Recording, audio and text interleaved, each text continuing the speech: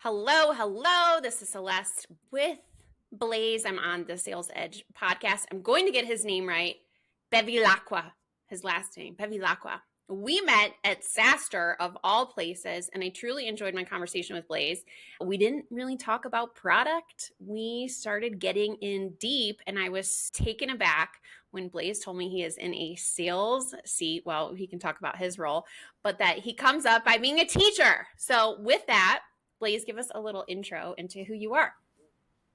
Yeah, thank you, Celeste. It was awesome meeting you a couple of weeks back. But yeah, just by ways of introduction, account executive here at UserGems, but before the whole sales world in a different life. Right after university, I was an English as a second language teacher over in Korea for 2 years. So that's kind of where I dipped my toe in the water.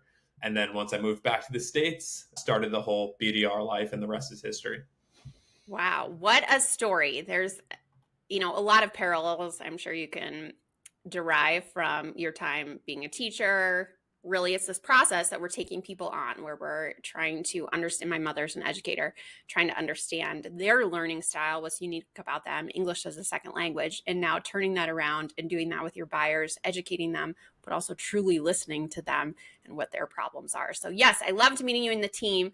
We had just chatted prior to the show about, holy crap, UserGems is all over LinkedIn, right? A small but mighty team. I'm loving the content that they're putting out, but really it goes in depth about real world environment and what is happening. So on this show, we like to ask individuals 2 questions. We will start with the first question. Blaise, tell us, as it relates to your role and what you're doing, what is your sales edge? Yeah, I think one thing that I've heard from now customers is that I don't come off throughout the sales process as salesy. Mm. It's hard because it's like it's not a tangible metric. And I think one thing that has helped like shift my mind completely, like when I was an SDR, I was like, book a meeting, get them on the book. I don't care if it's qualified, like I'm still gonna get paid. Fine.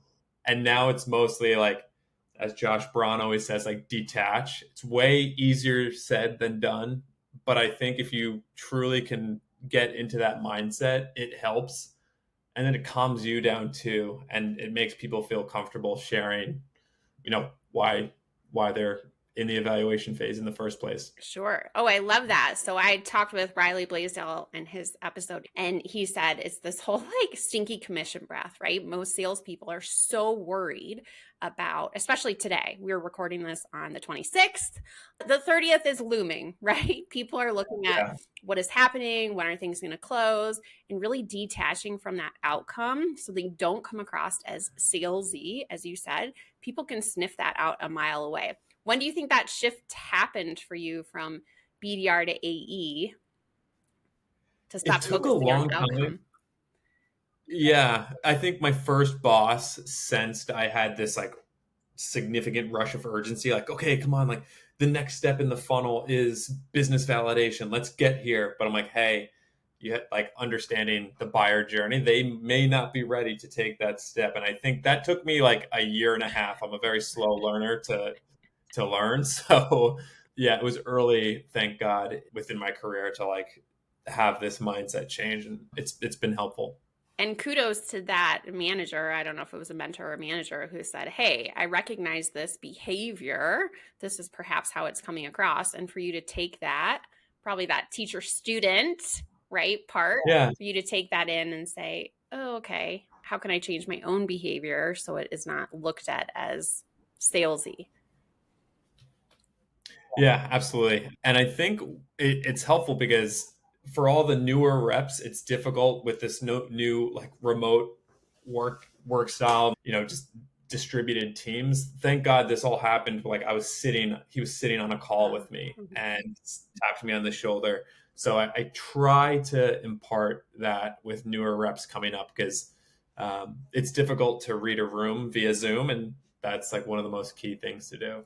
Yeah, Zoom has definitely made looking at, I guess, like the buyer's behavior in the moment, right? Is someone fidgeting? Are they on their phone? And you can't see like what their hands are doing, right? So you don't have no clue. Are they typing notes? Are they on their phone? Are they really paying attention? Are they picking up what you're putting down, so to speak? So I would say that has definitely made it difficult for all of us. And especially if you're the person that has a discovery call or whatever you want to call it, a sales call, and the other person isn't even on camera and you have no clue, like you cannot read it at all. Yeah, then it just feels like it's a presentation Mm, if they're not engaged. But funny enough, I'm working a deal right now that's in the middle of the funnel and it's with a publicly traded company. And the SVP of sales was just sitting there quiet the entire time. And it was not reciprocating. And and I think it's okay to do this, like call them out and say, hey, his name's not X, but right, hey, Dave, like notice that you're pretty quiet. Like, is this any interest? Like, right. you came to us. I'm trying to, have a conversation here. And thankfully, like what I found out after calling him out, which I normally wouldn't do, but it was just such an awkward, first 15 minutes that he was like, no, I really like this. I'm just thinking. And so being comfortable with silence is another thing, which is like a great skill to learn. But I like after 15 minutes of silence, pretty much I'm just like, what are we doing here? Do you like, Right. is And this especially worth when your the time? indicators are they reached out to you, so there was some type of interest, right? You weren't reaching out to them cold and getting that, I hate to say like temperature check or like, hey, are we tracking on the same page? And I think that is totally okay. I know for myself, a little funny story. I once was interviewing and I was so bored during the interview. This was in my early 20s. I ended up getting the job, but I think I was so intent on listening that I probably had this like blank stare for forever on my face because I was just trying to soak in like a sponge what they were saying. And then the next Yeah. interview, which was the final interview, they took me to lunch where I was a different person. I was like lively and it was more conversational. And then they told me later on, like, we thought you were going to fall asleep during that interview. It's like, oh. But if they would have checked in with me during that, they would have seen, like, no, I was just really listening. And so I think that is a skill that you have to be able to read the room and know a couple of those signals prior to making that assumption. Because, yeah, you could really piss somebody off. In your case, you didn't, and you went with that gut intuition. So kudos to you on that. And you'll have to keep me posted if that deal goes through because we all know at this late stage of the year, things are getting pushed to next Yeah. year. All right. So, love that about the sales edge. Thank you so much for sharing that story, teacher, to your current role. Oftentimes, when we come up through sales, I have a lot of bad practices focusing like 15 years on BANT without knowing it was BANT because nobody called it that. It was like a check the box order taking type of sale.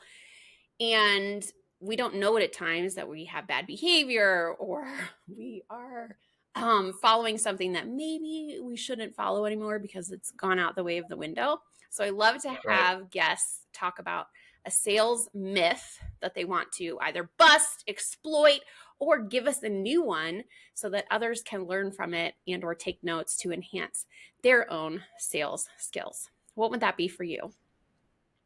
Yeah. So I would say the biggest myth that I would like to bust is just because the C level is excited about the project doesn't mean you have a deal. And what I mean by this, especially within like MedPick, like decision maker, like case in point right now, working a deal. The CMO is the final, it's the budget's coming from him. He's the one that is the most excited about it because it'll benefit his team the most. However, after looping in his technical counterparts to evaluate, they're saying that there's too many fires to put out. And this is something that they're going to table in 6 months. The discovery that was involved really touched home on how they're behind in pipeline, where they need to be. So like he understands conceptually, but because there's other technical fires that need to be put out first before addressing his needs. This is something that's going to have to be stalled and put on the back burner. So it's a tough thing to know that just because you have a C level interest doesn't mean the deal is going to come in at the time that you forecasted. It's not a matter of if, but when. But yeah, there are a lot of landmines these days, given the economy of buying committees getting larger and larger. Yep. So making sure that if there's one bad egg in the buying committee, address their needs up front early, make sure that they're on your side as well, and Yeah, then and it's hard to you don't have a front row seat into what's going on inside the organization. So you can look at problems, but a problem that's impacting a CMO, like you said, from the technical side may not be a problem to that technical team, and you have no clue what else is on their plate and what is coming up or some type of urgency. I had a call within the last week that's very similar, right? They know they're severely behind in pipeline. They've gotten a lot of funding in the past couple of years. Like they are not tracking at all to get to where they need to be. Now, our team could come in and deliver a kick butt training and align the whole sales team, but we thought, we need to take a step back here because there's company-wide issues that are going on that just working with one department isn't going to solve. And it kind of sounds like you're in that place. It's not a no. It is there's some other things that are going on that either take precedence, have to be fixed first before your team can come in. This, in most cases, tech or a solution is no longer a check the box. It's really to enhance the performance of the team. But as sellers, we always put our blinders on and we think like, oh, it's just about the sales team. It's just about the marketing team. We don't realize like how intertwined all of these teams are. So thank you so much for sharing that. I think new reps often don't take a holistic approach to what else is going on within the organization, which is a whole nother topic. So thank you for sharing that. And I will say, but anything else to add to that? Yeah, I mean, just to wrap it up, it does make you think like an executive because you have to think at an organizational wide level on like and all the risks involved within your deal. So I'll leave it with Yeah, that. But yeah, we love if, that. I would give a plug for the gap selling that really we need to talk about big business problems. We can't be yeah, looking at, okay, how your feature benefits one part of the company. Like there's so much going on within an organization, and oftentimes it allows us to have a PhD within the organization, which means we have to go out and do our research. I talked with my brother yesterday. It was my 44th birthday, so he called me and related. thank you, thank you. It was like another day in the life. When you get older, you have to really go out of your way to celebrate, I'm realizing. But I was talking to my brother, and he's a junior partner at Ernst & Young, and he was talking a lot of technical jargon, and I looked at him like, I have no clue what you're talking about. And I realized a lot of the times our buyers, even if it's like this is our ICP, that can span across many industries. And if we don't take the time to do some research and really understand what is their language, what matters to them, we are doing ourselves a disservice because we're just trying to push the sale along, not understanding what's going on within the organization, not thinking like a C-suite. So this is why I connected with you at SaaStr, because I was so blown away by, first of all, you were one of the few people that really knew problems that you saw for that weren't on the technical side, that were more of these big business problems, and wanted to bring you on because I think a lot of people can follow and learn from you. I love the content that you and your team are putting out there. And I will say, give Blaise a follow on LinkedIn and UserGems. And if you'd like to connect and talk to him about running, he also is in the Big Apple. So I can't imagine all the stops you have to make often while you're doing your run routes, but also the content that you're putting out where you're talking about real world scenarios, what's going on within a buyer, what's going on in the process. People can really learn from your journey. So I appreciate having you on here today. Take care, and we will see you on LinkedIn. Yeah, Celeste, thank you for everything. Awesome meeting you. And yeah, if you're ever in New York with the team, hit me up, and we'll Cool. hopefully we can cross paths again. Thank you. All right.